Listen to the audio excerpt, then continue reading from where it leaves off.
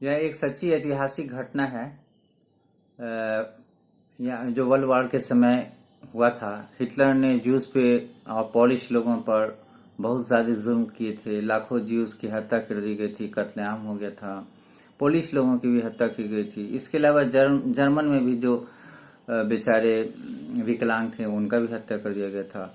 Hitler में एक अजब नफरत वाली बात थी, जो सिर्फ ब्लू आइड जर्मन को ही सबसे अच्छा समझते थे और बाकी के लिए उनका नज़रिया दुरुस्त नहीं था। तो एनी फ्रैंक जो एक ज्यूज लड़की थी, वो हॉलैंड में रहती थी अपने परिवार के साथ। तो जब हिटलर ज्यूज को खोज खोज के उनको कंसंट्रेशन कैंप भेज रहा था, जहां जाने के बाद उनका कत्लेआम होता था बेचारों का, तो उस जमाने में ही ये लड़की अपने फादर के ऑफिस के नीचे तहखाने में छुपती है बाकी ज्यूज के साथ, जहां 30 और मेंबर्स रहते हैं। वहां पर उसको बहुत अकेलापन महसूस हो रहा था, डिप्रेशन था, दुख था, क्योंकि उसके पहले ऐसा मौका, ऐसा हालात नहीं था। वो भी स्कूल जाती थी, सारी बातें उसको याद थी, लेकिन अभी तो हाइडिंग में थी, छिपी हुई थी जान बचाने के लिए। सारे लोग छिपे हुए थे।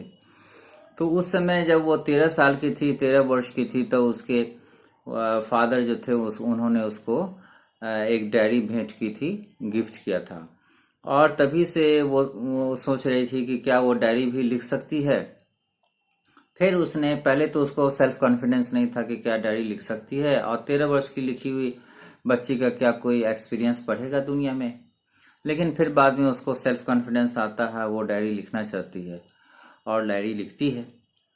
इसके बाद यहाँ है कि वो डायरी को ही अपना ट्रू फ्रेंड मानती है, अच्छा दोस्त मानती है, क्योंकि वहाँ हाइडिंग प्लेस में और भी तो लोग थे जिनको दोस्त कहा जा सकता था, लेकिन सच्चा दोस्त नहीं कहा सकता था। फ्रेंड्स तो थे, ट्रू फ्रेंड्स नहीं थे। क्योंकि जब आप किसी को अपनी बातें बताते हैं, तो आप बात शेयर करते हैं, तो वो आदमी आपकी बात यहाँ से वहाँ कर सकता है, बात को फैला सकता है, आपको बदनाम कर सकता है, आपका मजाक उड़ा सकता है, और फिर आपकी बातों को सुनकर वो रिएक्ट भी कर सकता है। उसमें सब्र या धैर्य की कमी होती है। लेकिन एक डायरी जो है बेचारा निर्जीव चीज होता है, पेजेस पे लिखा जाता है। तो वो डायरी आप अपने कॉपी में जो भी लिखेंगे, वो बेचारा चुपचाप वो आपकी बातें देखता रहता है, सुनता रहता है। तो आप किसी कॉपी में तो अपने मन की भावनाओं को लिख सकते हैं, और वो कॉपी आपके मन की भावना को इधर उधर नहीं करने वाली है, ना है आपकी शिकायत करने वाली। तो वो दोस्त डायरी को ही सच्चा दोस्त मान बैठती है, और डायरी का नाम वो किट्टी रख देती है। और इस तरह से वो अपनी डायरी में अपनी आप बीती, यानी उस पर जो जो गुजर रही है उसके बारे में उसका जिक्र करती है। तो यहाँ उसने डायरी में अपनी सब बात लिखनी शुरू की, रिकॉर्ड शुरू की उस जगह में कैसे वो रह रही है, और ये सारी बातें उसमें बताया गया। यहाँ इस लेसन में तो उस डायरी का, एनी फ्रैंक के डायरी का बहुत छोटा सा हिस्सा लिया गया है, जो खास तौर से स्कूल लाइफ से रिलेटेड है और डायरी राइटिंग से ही रिलेटेड है। तो इसमें उसने डायरी में सारी बातें लिखी है और अपना रिएक्शंस दिया है। उसको उसकी दादी भी बहुत याद आती है। वो अपना बर्थडे पहले बार नहीं मना सकी थी, लेकिन दूसरा, क्योंकि उस वक्त उसकी दादी की तबीयत बहुत खराब थी। बाद में फिर वो अपना बर्थडे मनाती है, क्योंकि उसकी दादी नहीं रहती हैं, तो फिर दादी के लिए वो एक कैंडल भी जलाती है। तो इस तरह वो अपनी सारी बातें लिखती थी। वो अपने प्यार पापा से बहुत ज्यादा प्यार करती थी, और उसके पापा ने ही उसको, जब वो 13 वर्ष की थी, 13 साल की थी, तो उसको डायरी तोहफे में दिया था, भेंट किया था।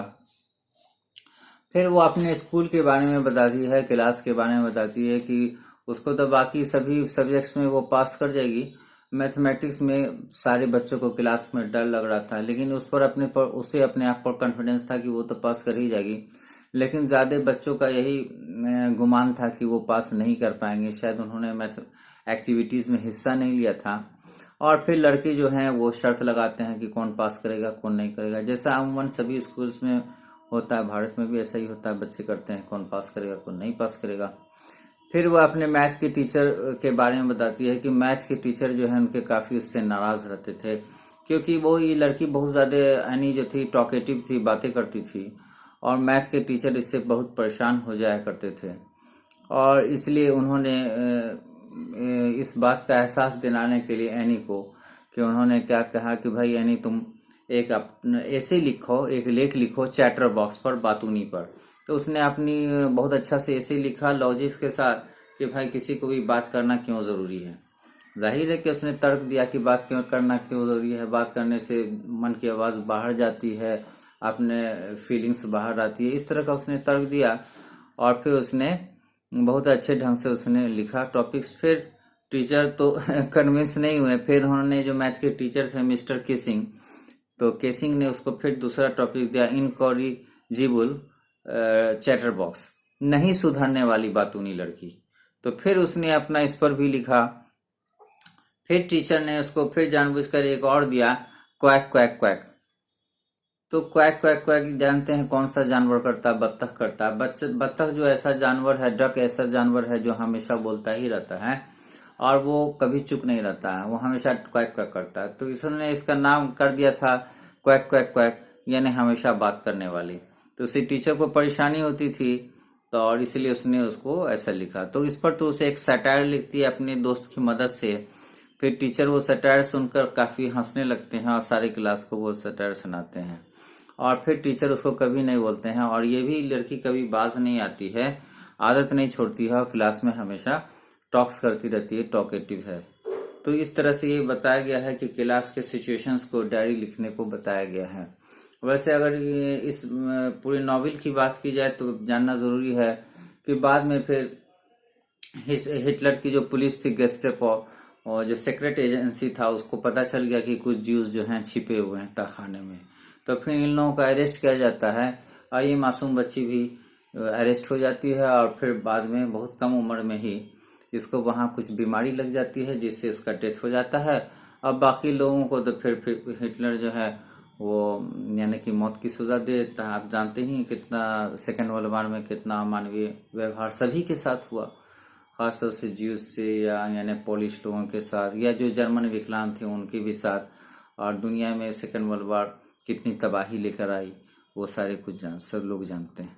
तो इस तरह यहाँ एक क्लासरूम सिचुएशन डायरी की बात की गई है कि डायरी की अहमियत को बताया गया है कि डायरी जो है वो आपका बहुत अच्छा दोस्त है। आप उससे अपनी फीलिंग यानी शेयर कर सकते हैं। डायरी बहुत पर्सनल होती है और ऐसी बहुत बातें जिसको आप अपने भाई बहन को नहीं बता सकते, माँ बाप को नहीं बता सकते हैं, वो सारी बातें आपको डायरी में आप लिख सकते हैं। हाँ, आपका डायरी पर्सनल है, उसको किसी को पढ़ने का अधिकार होता नहीं है।